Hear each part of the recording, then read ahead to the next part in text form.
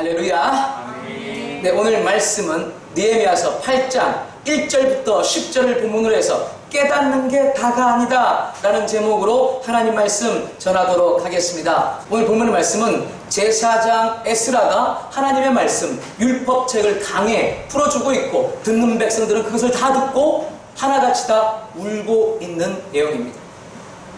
그렇게 모였던 이유는 성벽을 재건했기 때문입니다. 느헤미야가 다시 돌아와서 무너졌던 성벽을 재건하고 하나님께 드리는 봉헌식을 하고 있는 것이죠. 포로 생활을 다 끝내고 돌아와서 이제 봉헌식을 하고 그 봉헌식의 중심에는 하나님 말씀이 있어야 되는 것이죠. 행사만으로 끝내면 되지 않는 것이죠. 근데 그 문에 모여서 다 같이 하나님 말씀을 듣고 기뻐해야 될 때인데 울고 있기를 시작합니다. 한두 사람이 아니라 말씀을 들으면 들을수록 모든 사람이 무리를 지어서 떼거지로 울기를 시작하고 있는 것입니다. 과연 무엇 때문에 이들이 그렇게 울게 되었을까요? 근데 거기다가 제사장 에스라는 무엇을 요구하는가? 울지 마. 기뻐해라. 즐거워해라. 웃으라 라고 말하고 있습니다. 제사장 에스라가 말하지 않았는가? 여러분들은 집으로 돌아가서 살진 고기를 먹고 맛있는 음식을 먹으며 기뻐해라, 즐거워해라. 그리고 이것을 못 준비해 준 사람들은 오히려 나누어져 온 민족이 기뻐해야 된다. 여러분들 왜 울었을까요, 이들이? 이 사람들은 이스라엘 백성들입니다. 언제적 시절의 백성들입니까? 포로 생활을 끝내고 돌아왔던 백성들. 이들은 출애굽 시대의 백성들이 아닙니다. 10가지 기적을 체험한 백성들이 아닙니다. 홍해가 갈라지는 전능하신 그 하나님을 경험한 세대가 아닙니다. 이들은 가나안 정복 세대가 아닙니다. 가나안 땅에 들어가서 앞 족속을 막 몰아내면서 기세등등하게 전쟁에서 승리해 본 세대가 아닙니다. 그들은 포로 생활을 했던 세대입니다. 남의 땅에서 자그마치 70년을 식민지인으로서 지배를 당하면서 수모를 겪으면서 차별을 겪으면서 살았던 사람들입니다. 한 번도 제대로 예배다운 예배 드려본 적이 없고 한 번도 하나님의 기적 포로 생활 가운데 뭐가 있겠습니까? 회당에 모여서 제대로 하나님의 말씀을 들어본 적이 없는 백성입니다. 이 백성들이 하나님의 은혜로 약속대로 70년 만에 고국으로 돌아와서 성벽을 재건했습니다. 여러분, 그러면 성벽을 재건하는데 기쁜 일 아닙니까? 자기들이 벽돌을 한 장씩 나눠 하나님의 이 도성을 다시 세우고 자기들이 살 곳을 다시 세우는 일을 완성했습니다. 그러면 기뻐야 될 일 아닙니까? 바라고 맞이했던 그 위협이, 그 일이 성취되는 시간 아닙니까? 근데 그들이 울고 있고 흐느끼고 있고 온 백성이 완전히 눈물 바다가 되었습니다. 여러분들, 무엇 때문에 그들이 그렇게 울었는지 좀 이제 짐작이 되시고 답이 되십니까? 에스라가 풀어주고 있는 그 말씀을 들으면 들을수록 그들은 울게 되었습니다. 하나님의 말씀 가운데 그들은 제대로 한 번도 하나님의 말씀을 풀어 들었지를 못했는데 자신들의 모습을 깨닫게 된 것이죠. 하나님의 백성이지만 이방인처럼 살아가는 자신들의 모습을 깨닫게 된 것이죠. 하나님 백성이지만 이방인보다 오히려 못하게 살아가는 자신들의 풍속과 습성과 어떤 삶의 모양새를 자기들이 깨닫게 된 것입니다. 비춰주는 거울이 없었는데 하나님의 율법책이 드디어 그들의 생활과 삶과 마음을 비춰주게 된 것입니다. 이전에는 죄가 죄인 줄도 모르고 그냥 죄를 떡 먹듯이 그냥 자연스럽게 했던 것들을 깨닫게 되는 것이죠. 자신들의 처지가 얼마나 비루하고 자신들의 모양새가 얼마나 초라한지를 깨닫게 되니 서글픔과 번민과 연민과 고통 가운데 그들이 울게 되는 것이었습니다. 또한 이처럼 초라하고 비루한 우리를 하나님은 하나님의 백성이라고 여전히 붙드시고 말씀하여 주시고 우리로 하여금 그 성벽을 재건하는 위협을 달성하게 해주시니 또한 감격의 눈물도 있었을 것입니다. 사랑하는 여러분들, 우리도 마찬가지입니다. 먼저는 여러분들 깨닫는 은혜가 있어야 된다는 것입니다. 깨닫고 뉘우치고 돌이키는 은혜가 있어야 되는 것입니다. 여러분들이 성경을 볼 때, 여러분들이 예배를 드릴 때, 여러분들이 하나님 말씀을 대할 때, 혹은 내 삶 속에서 언제나 계시는 하나님과 동행할 때, 여러분들 사건, 사고, 사람들과의 만남 속에서 깨닫는 은혜가 있어야 되는 것이죠. 아멘. 자신들의 모습이 너무나도 비루해 보였습니다. 자신들의 모습이 너무나도 남루해 보였습니다. 제 가운데 자신들의 모습을 깨달으니까 너무나도 수치하고 염치가 없게 느껴졌습니다. 얼마나 내가 무지했든지, 얼마나 내가 교만했든지, 얼마나 내가 오만했든지, 얼마나 내가 기준이 없었든지를 깨닫고 자신이 너무 무지하다는 것을 깨달으니까 마음에 무엇이 일어납니까? 자기 성찰도 일어나지만 그와 더불어서 자기 연민, 내가 가장 세상에서 무지한 자로구나, 내가 가장 죄인 중에 괴수로구나 하는 자기 연민과 자기 학대까지 이어져 가는 것이죠. 여러분들 신앙인이라고 해서 여러분들 다 그렇게 항상 기뻐하는 것만 아닙니다. 신앙인이라고 해서 우울함을 겪지 않는 것이 아닙니다. 종교를 갖고 기독교인이라고 해서 여러분 침울한 감정이 없는 것이 아닙니다. 위대한 사도 바울도 이런 말을 성경에다 남겨두었습니다. 내가 죄인 중에 괴수다. 이 사망의 몸에서 누가 나를 건져내랴라고 했습니다. 이 이스라엘 백성들이 자신의 침울함과 우울함에 빠져들고 있다는 것입니다. 제가 하나님의 은혜로 예수님을 믿었습니다. 너무나도 감격적이었습니다. 기쁨과 그리고 그렇게 살지 못하는 내 자신을 왔다 갔다 하면서 울기도 하고 웃기도 하고 웃기도 하고 울기도 하면서 하루를 몇 번씩 그렇게 반복하는 것이죠. 근데요, 신앙생활을 오래 하면 한 가지 느는 게 있습니다. 그게 뭘까요? 성경 지식이라는 겁니다. 이 이스라엘 백성들은 율법을 온전히 대하는 것은 처음이었습니다. 성경의 지식들을 가지게 되는 것입니다. 무엇을 해야 되며 무엇을 하지 말아야 되며 내 죄가 무엇이며 그 제약된 리스트 쫙쫙쫙쫙 더 늘어나는 것을 제가 깨닫게 됩니다. 삼가해야 될 하나님의 율법, 하나님이 싫어하시는 것들, 하나님이 좋아하시는 이 지식에 대해서 굉장히 많이 알게 되는 것이죠. 근데 반면에 또 느는 것이 무엇인지 아시겠습니까? 반면에 또 느는 게 뭘까요? 그렇게 하지 못한 내 마음에 짐이 또한 늘어나게 됩니다. 신앙생활을 오래 하면 오래 할수록 짐이 늘었는데, 느는 게 있는데 그게 뭐냐? 성경에 대한 지식이 늘고 반면에 또한 순종하지 못하는, 그렇게 살지 못하는 내 자신에 대한 수치와 염치, 근심, 후회함, 뭔가 좌절감이 또한 쌓이는 게 느껴졌습니다. 저뿐만이 아니라 신앙생활하면서 많은 사람들이 그런 걸 제가 봅니다. 그러니까 결국에 오래 신앙생활하니까 늘긴 느는데 성경에 대한 지식이 늘고 마음에 부담감이 늘고 반면에 뭐를 잃을까요? 마음에 기쁨을 잃는 교인들을 제가 많이 봤습니다. 근데 왜 하나님이 깨닫게 하실까요? 깨달으면 깨달을수록 죄를 깨닫고 마음의 짐이 강해지는데 울음이 나고 자기 연민, 번민, 나는 왜 이렇게 누구처럼 못할까? 나는 왜 하나님을 이렇게 지켜 순종하지 못할까? 나는 아는 것은 늘어나는데 왜 다윗처럼 모세처럼 그렇게 멋지게 순종하지 못할까? 신앙의 위대한 영웅처럼 나는 왜 해결하지 못할까? 라는 자기 연민과 자기 한계, 좌절감을 겪으라는 것입니다. 침울해지는 것이죠. 여러분, 이처럼 깨닫게 되면 이런 상태가 되는 것도 맞는 것인데 하나님은 왜 깨닫게 하실까요? 깨닫는 게 다일까요? 깨닫게 하시는 목적이 뭘까요? 그거는요, 궁극적으로 구원입니다. 하나님께서 우리가 죄에 대해서 깨닫게 하시고 수치함을 느끼게 하시는 궁극적인 목적은요, 기쁨이라는 단계가 있는 것입니다. 구원이라는 것이죠. 세상의 더러운 기운을 씻기시는 것입니다. 깨달음의 궁극적 단계는 기쁨이라는 거예요. 아멘이십니까? 여러분들, 아무리 우리가 선한 일을 한다고 할지라도 우리가 기쁨을 잃어버리게 되면요, 그건 하나님을 기쁘시게 할 수 없어요. 하나님은 우리의 아버지십니다. 하나님은 아버지시고 우리의 하늘 아버지십니다. 우리의 육신의 아버지가 있듯이 하나님은 우리의 모든 것의 아버지십니다. 우리 육신의 아버지의 아버지가 있고 육신의 아버지의 아버지의 아버지가 있고 육신의 아버지의 아버지의 아버지의 아버지가 계시고, 그리고 그 끝에는 아담이 있고 아담의 근원은 창조주 하나님이십니다. 그 창조주 하나님이시면 저와 여러분의 아버지가 되어주셨습니다. 아멘이십니까? 우리의 생명의 근원이신 창조주시고 예수님으로 인하여서 우리를 가족으로 받아들여 주셨습니다. 할렐루야. 아멘. 여러분 기뻐하십시오. 아멘. 여러분 감사하십시오. 아멘. 그래도 내가 구원받았어. 이 아버지가요, 아빠가 자녀에게 궁극적으로 바라는 게 뭘까요? 제가 싱글 때도 그것을 알았고요. 또 아버지가 되고 아빠가 돼서 세 자녀를 길러봐도 제가 궁극적으로 제 마음에 원하는 게 딱 있습니다. 저들을 바라보면서. 저들이 놀 때, 저들이 싸울 때, 저들이 밥 먹을 때. 뭘 바랄까요?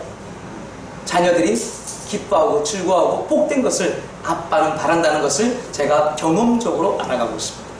이전에 몰랐던 게 아니라 경험적으로 자녀들을 키우면서 느끼고 체험한다는 것입니다. 우리 딸들의 얘기를 하나 해드리겠습니다. 그 중에서도 은총의 얘기를 하나 해주겠습니다. 하루는 새벽 기도를 마치고 집으로 돌아갑니다. 새벽 기도를 마치고 아이들을 돌보고 집으로 돌아가는데 7시가 조금 넘었는데 부시럭 가면서 우리 은총이가 일어납니다. 왜 그러지? 늦잠을 자도 되는데 코로나 때문에 학교도 못 가고 그리고 방학 중인데 왜 그러나? 아침에 일어나서 보니까 램프에다가 불을 켭니다. 그리고 노트를 꺼냅니다. 그리고 성경책을 펴니다. 뭘 하지 저 아이가? 그리고 펜을 꺼내서 성경을 쓰고 있습니다. 은총아 뭐 하는 거야? 성경 써요. 제가 마음으로 깜짝 놀랍니다. 성경을 써. 숙제니? 아니요. 선생님이 내주셨어? 아니요. 주일학교에서 뭐 쓰는 거 프로그램 시작했어? 아니요. 왜 쓰는데? 하나님 말씀 쓰고 싶었어요. 쟤는 초등학교 5학년, 나는 40대 중반. 나는 한 번도 스스로 성경을 그렇게 쓰고 싶었던 적이 물론 있었죠. 나는 예수를 믿고 나서요. 그것도 20대가 지나서요. 40대가 되어서요. 간혹 쓰고 싶을 때 쓰고 안 쓰고 싶을 때 안 써버립니다. 저 아이는 초등학교 5학년인데 성경을 쓰려고 그리고 지금도 그러고 있습니다. 지금도 그러니까 몇 개월째 하고 있는 거죠. 선한 일이죠? 기특한 일이죠? 선한 것입니다.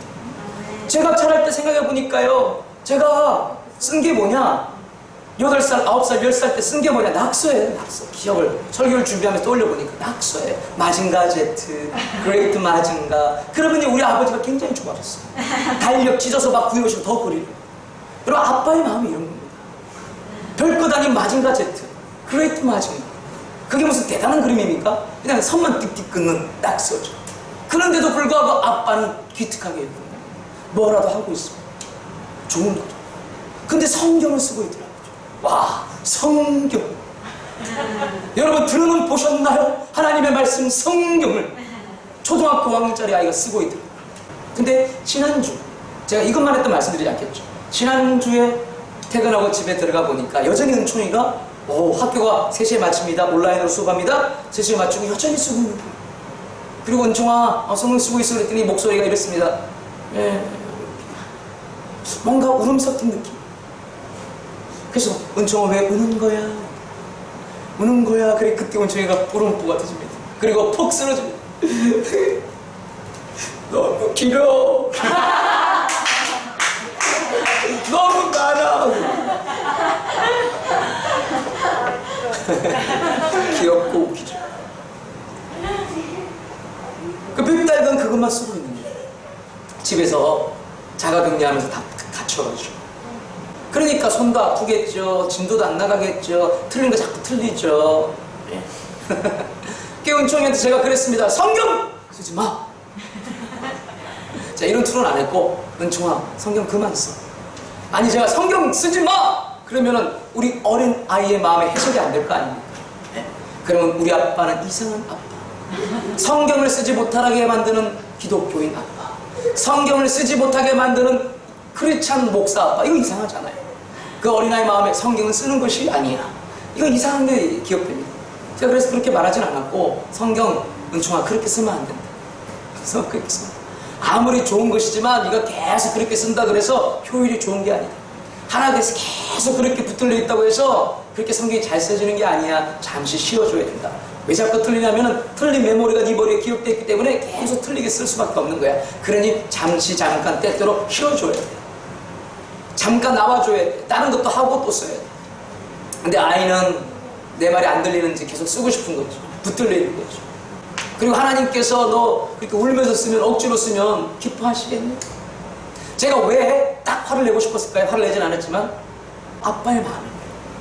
여러분들이 신앙생활을 하면서 보지도 않던 성경들을 보게 되고, 듣지도 못했던 설교를 듣게 되고, 하지도 못했던 기도를 하게 되고, 하지도 못했던 성령의 역사 방언도 하게 되고, 여러분들 정말 신앙의 세계 하나님을 경험하다 보면요, 깨닫는 게 있어요. 깨닫는 게 있어야 되고요. 그게 뭡니까? 죄를 깨닫게 되고, 내 모습에 시궁창 같은 내면 세계를 깨닫게 되고, 무질서한 내 자신을 깨닫게 되고, 정말 이기적인 내 모양을 깨닫게 되는 것이죠.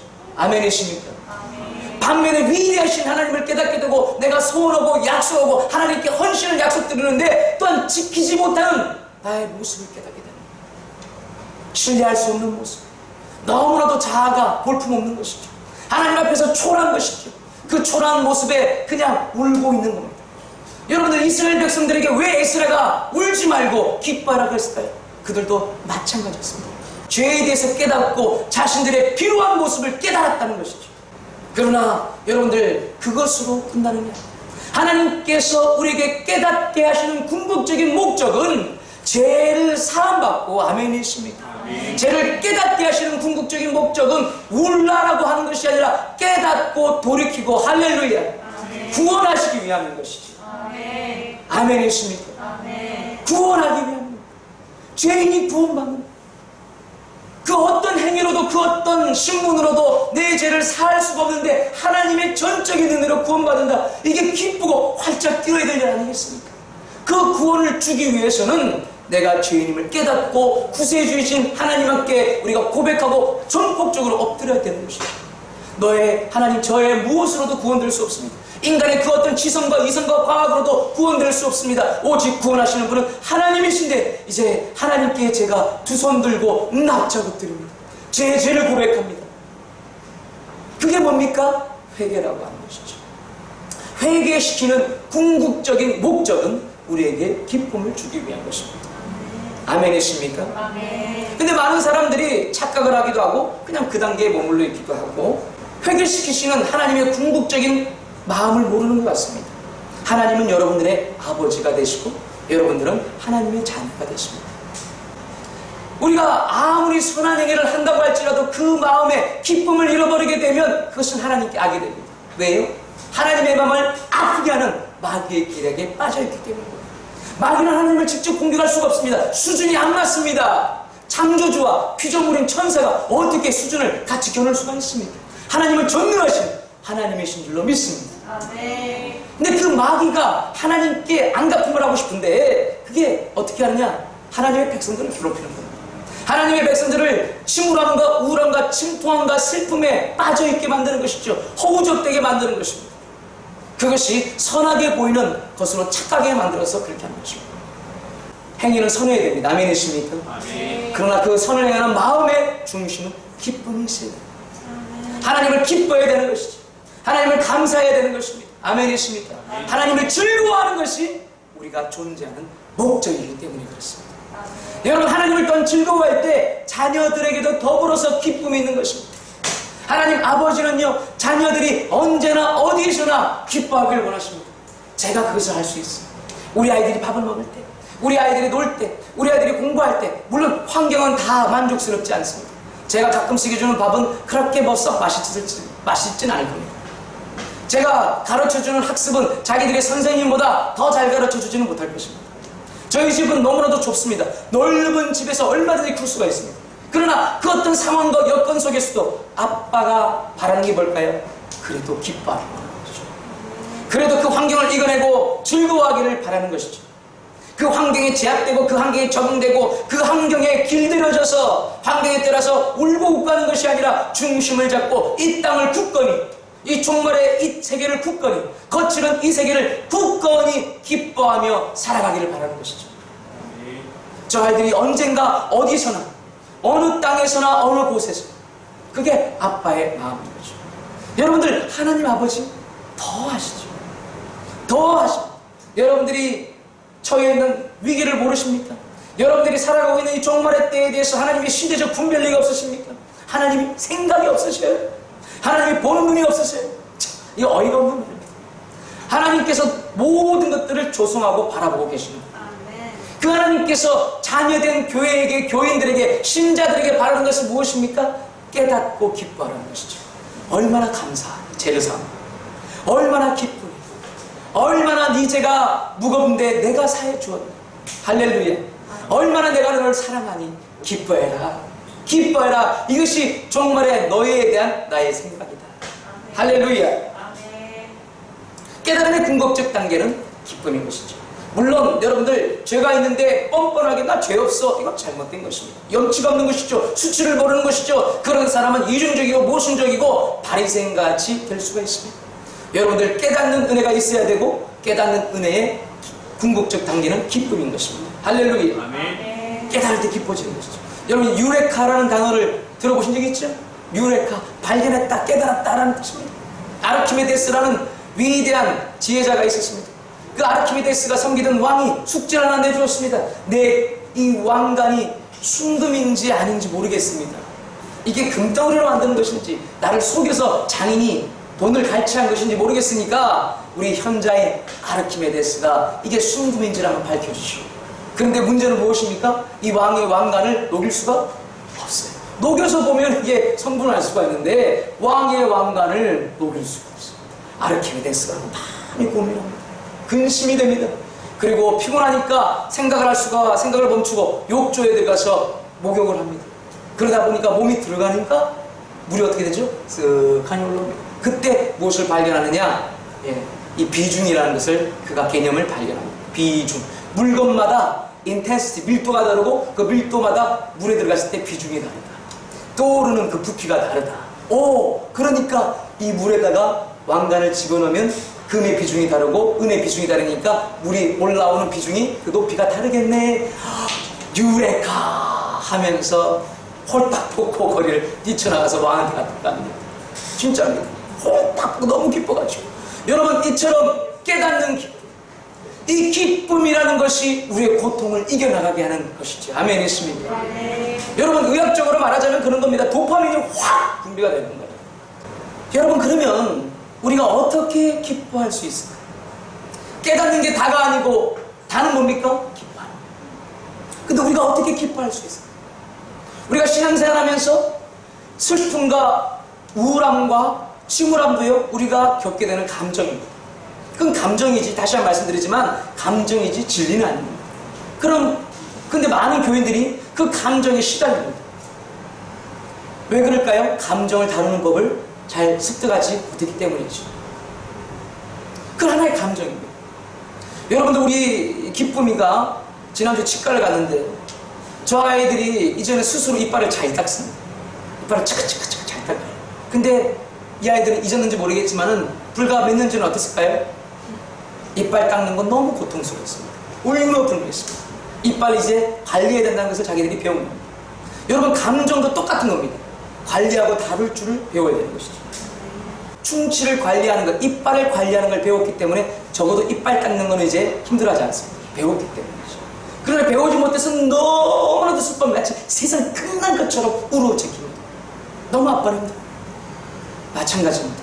여러분들이 이빨 관리하는 것은 이미 20년 전에 30년 전에 다 끝냈지만은 지금도 여전히요. 여러분들이 침울함과 우울함과 여러분들이 깨닫고 자기 혐오와 깨닫고 자기 연면에 빠져있는 모습을 경험할 때가 있죠. 그렇다면 아직 여러분들이 뭘 못 배운 겁니까?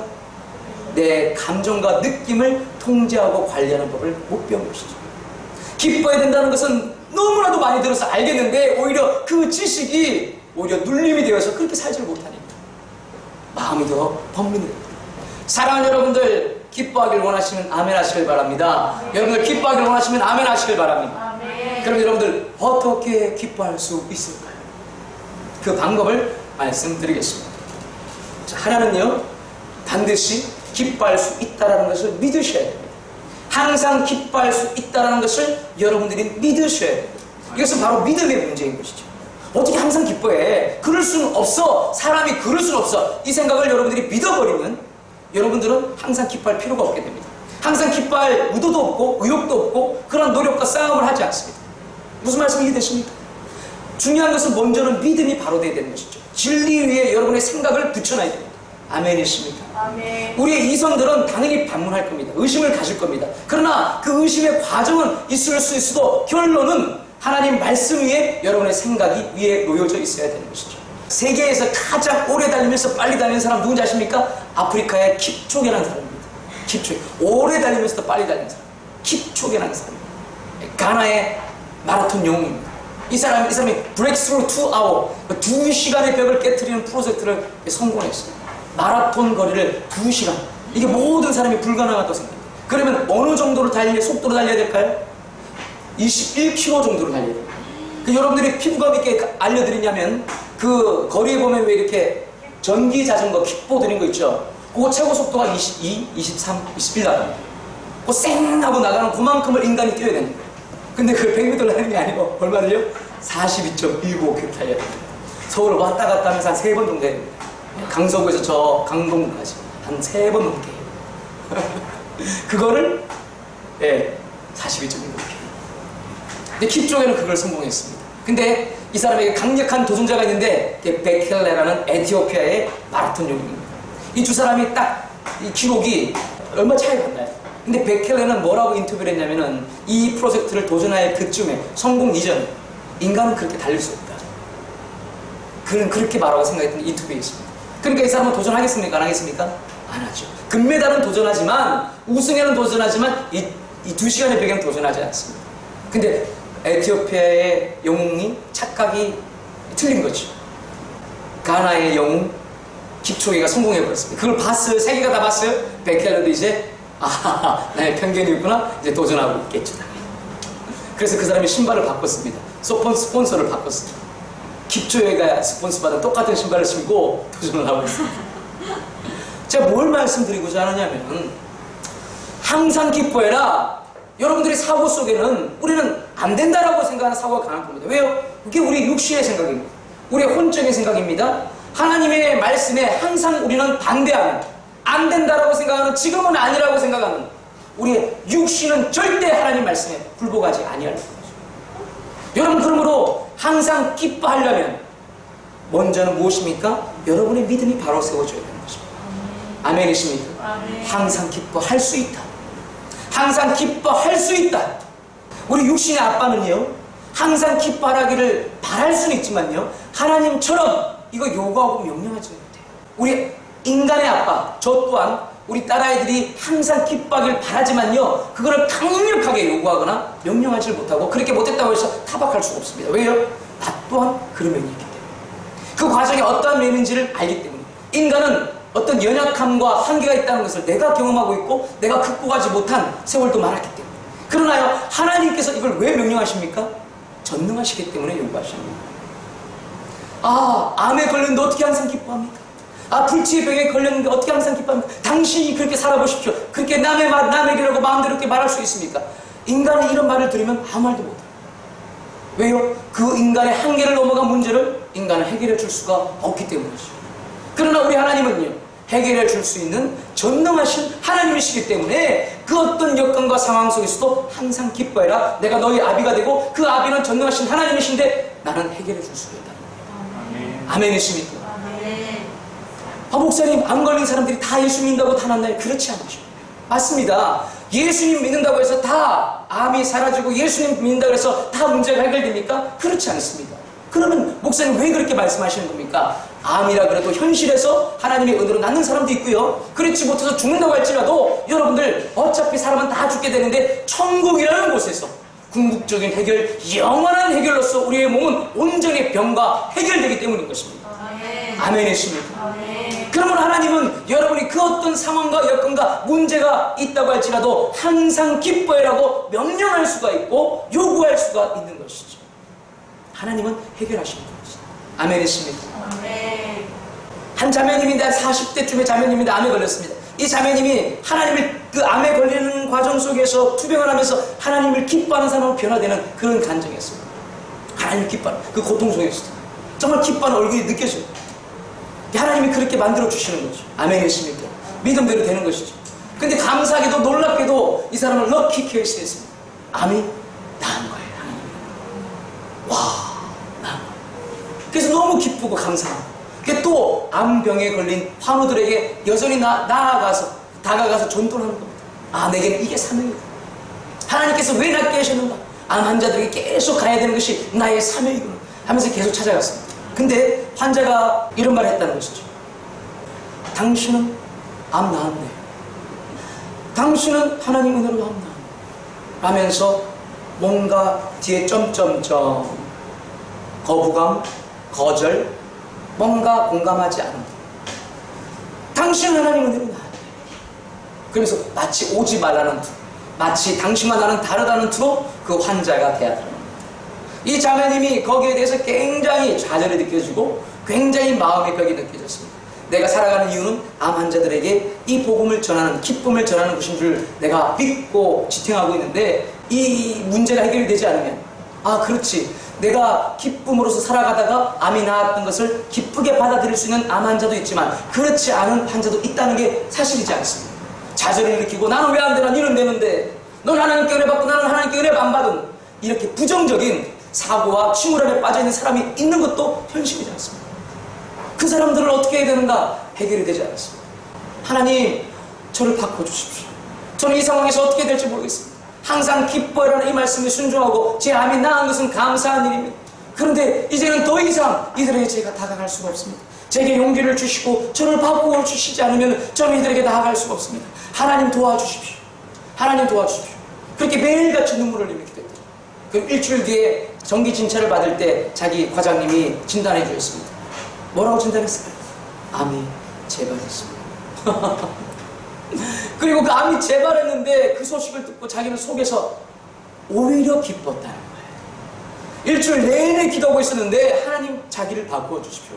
하나님 이렇게 기도에 응답하셨구나. 자기는 해석하고 믿었다는 겁니다. 그래서 오히려 기뻤구나. 이제 어떤 암 환자들에게도 내가 다가갈 수 있겠다. 여러분 놀랍죠? 놀라운 발상의 전환이죠. 여러분 예수님을 믿는 사람은 이러한 증인이 되는 것입니다. 아멘이십니까? 하나님의 증인은 이러한 모습이 있는 거예요. 아멘이십니까? 그리고 암 환자들에게 나아갈 때 여전히 자기가 기쁘다. 기쁘다. 그러니 어떤 암 환자도 또 저번에 거부했던 그 사람도 마음을 열고 받아주기 시작합니다. 여러분 이랬던 저랬던, 여러분 제가 무엇을 말씀드리고자 하냐면 항상 기뻐해야 하는 것입니다. 항상 기뻐할 수 있다는 겁니다. 하나님께서는 우리의 모든 해결이 되시는 아버지 하나님이시니까. 그럼 두 번째로 어떻게 기뻐할 수 있는가? 먼저는 여러분들이 아멘 하심으로 말미암아 믿음을 잡으셔야 되고 믿음을 세우셔야 되고, 또 하나는 무엇입니까? 그 믿음을 일상 가운데서 연습하고 실천하고 여러분 실행하셔야 됩니다. 지금은 아멘하고 믿음이 세워진 거지. 그러나 그것 또한 여러분의 의지와 더불어 감정입니다. 의지도 그렇고 감정도 그렇고 이건 바뀌는 거예요. 여러분 그렇지 않으려고 꾸준히 기뻐할 수 있는 삶을 사시려면요, 여러분 일상에서 계속 연습하고 실행하고 순종하셔야 돼요. 어떤 상황 속에서도 감사하고 아멘이십니까? 억울한 일 있고 내 능력을 안 되면 주님께 맡기고 아멘이십니까? 그리고 오가면서 왔다 갔다 하면서 찬양하고, 찬양하지 못하면서 흥밍하고 기도하고 아멘이십니까? 오늘 한 가지 말씀드린 것은 기도에 대한 내용인데요, 여러분들 침울하고 우울함이 느껴질 때, 여러분 내 힘으로 안 될 때, 기뻐함이 느껴지지 않을 때, 그때요 하나님을 바라봐요. 누굴 바라봐야 된다고요? 하나님을 바라봐요. 여러분 한번 잘 생각해 보십시오. 감정이라는 거 눈에 보이나요? 안 보이죠. 여러분 느낌이라는 거, 필링이라는 거 눈에 보이나요? 눈에 보이지 않아요. 근데 여러분들이 딱 이렇게 보고 있잖아요. 그걸 보고 있기 때문에 침울함이라고 생각할 수 있고 말할 수 있고, 그걸 보고 있기 때문에 우울하다라고 말할 수 있고 서글프다라고 할 수도 있고 뭐 여러 가지 말을 쓰죠. 찝찝하다, 뭐 더럽다. 여러분의 눈에, 육신의 눈에는 보이지 않는 그 뭔가를 여러분이 믿음으로 보고 있다는 것입니다. 이해가 되시면 아멘 하시길 바랍니다. 여러분 그와 같이 하나님은 우리 눈에 보이지 않아요. 그러나요 믿음으로 바라볼 수 있는 것이죠. 그리고 믿음으로, 그러므로 여러분들이 하나님을 믿음으로 바라봐야 되는 것입니다. 히브리서는 뭘 말합니까? 11장에서 뭘 말합니까? 믿음은 바라는 것들의 실상이요 보지 못하는 것들의 증거다 그랬습니다.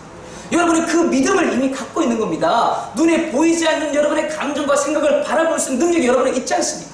그 믿음으로 바라보는 그 능력을 가지고 하나님을 바라보셔야 되는 거죠. 아멘이십니까?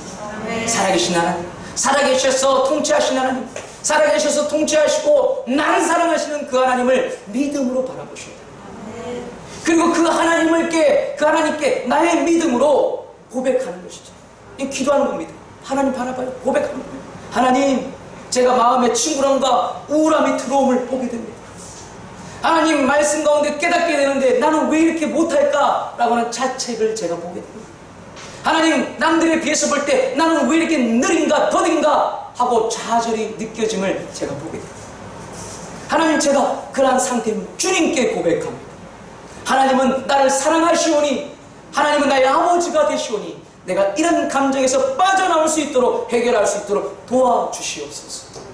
하나님은 도와주시는 하나님이신 줄로 믿습니다. 하나님은 통치하시고 다스리시는 하나님이시니 나를 가르쳐 주시옵소서. 고백하고 간구합니다. 아멘 했습니까? 이거 제가 지금 5분이 됐습니까? 짤막짤막하게 여러분들 읍조리죠. 저 사람 왜 저래? 짤막짤막하게 여러분 생각하죠. 고십죠. 흥얼흥얼거리죠. 도대체 내가 뭘 잘못했길래? 여러분들 이런 말과 생각을 막 주어 뱉고 할 때 여러분 하나님을 바라봐야 되는 거예요. 하나님께 고백하고 하나님의 도우심을 간구해야 되는 것입니다. 생각이 바뀌는 것이죠. 입술이 바뀌는 것입니다. 아멘 했습니다. 그것이 계속 여러분의 언어생활 가운데 배게 돼요.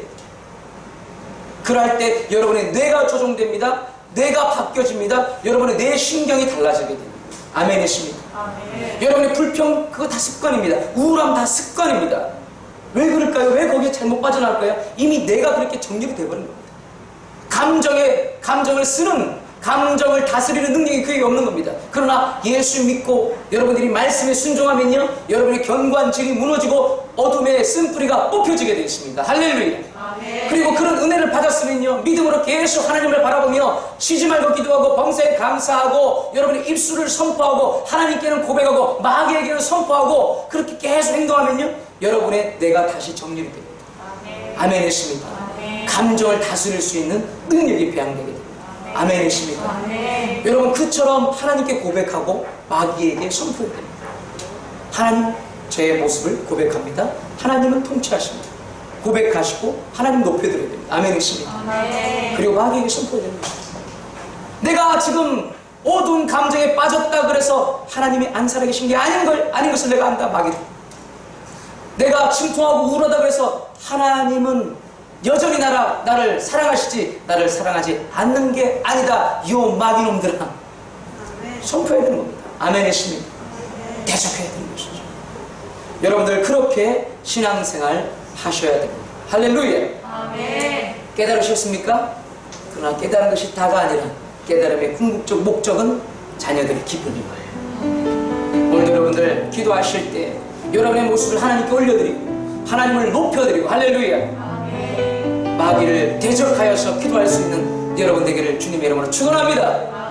다 같이 우리 기도하겠습니다.